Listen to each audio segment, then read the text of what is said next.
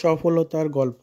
আজকে আমি এমন একটি ব্যক্তিকে নিয়ে কথা বলবো যিনাকে সবাই চিনেন, আলবার্ট আইনস্টাইন।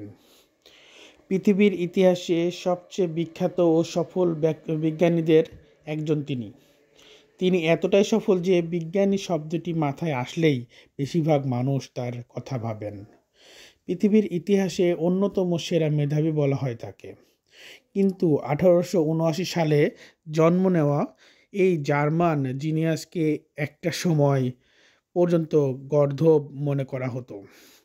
কিছুতেই তিনি ভালো ছিলেন না। কথা বলা শিখতেই তার 4 বছর লেগেছিল। পড়াশোনায় ছিলেন একদম কাঁচা।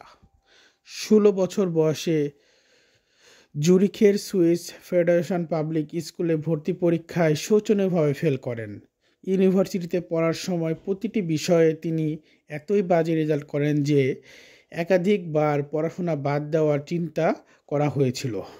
মারা যাওয়ার সময় তার বাবার একমাত্র দুঃখ ছিল যে গর্দভ ছেলে জীবনে কিছুই করতে পারবে না। বাবার এই কথায় আইনস্টাইন বহুদিন ধরে মনে কষ্ট চেপে রেখেছিলেন। কোনো কাজ না পেয়ে তিনি বাধ্য হয়ে ইন্স্যুরেন্স সেলসম্যান কাজ নেন। কোনো কাজ না পারলে মানুষ এই ধরনের চাকরি করত সেই সময়। 2 বছর পর তিনি পেইন্ট অফিসে কাজ পান, যেখানে নতুন ডিভাইস পেইন্ট করার আগে পরীক্ষা করা হতো। কিন্তু একটা সময় এই মানুষটাই পৃথিবীর চেহারা পাল্টে দিয়েছেন। তার সেই ডাল ব্রেন নিয়ে তিনি পদার্থবিজ্ঞানের বেশ কয়েকটি মূল সূত্র আবিষ্কার করে গেছেন বা সৃষ্টি করে গেছেন। বিজ্ঞানের অবদানের জন্য নোবেল প্রাইজ জিতেছেন।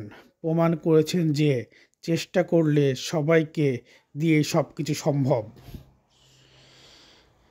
তো একটি মানুষ কখনোই এমনি সফল হয় না। অনেক খারাপ পর্যায় থেকেও অনেক ভালো পর্যায়ে চলে আসে শুধু সফলতার মাধ্যমে। আর এই সফলতা তারাই পায় যারা হার না মানা মানুষ। হার মানে নিলেন তো জীবনের সব কিছু শেষ হয়ে গেল এমনটাই।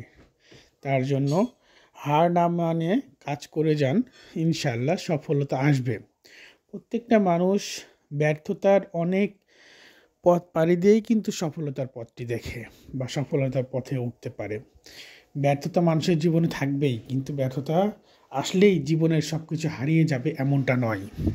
এর জন্য যারা সফল হতে যাচ্ছেন হার না মেনে কাজ করে যান, ইনশাআল্লাহ সফলতা আসবেই। আরও সফলতার গল্প পেতে আমার পেজটি ফলো দিয়ে রাখুন, আমার পাশেই থাকুন। অনেক ধন্যবাদ সবাইকে। আসসালামু আলাইকুম।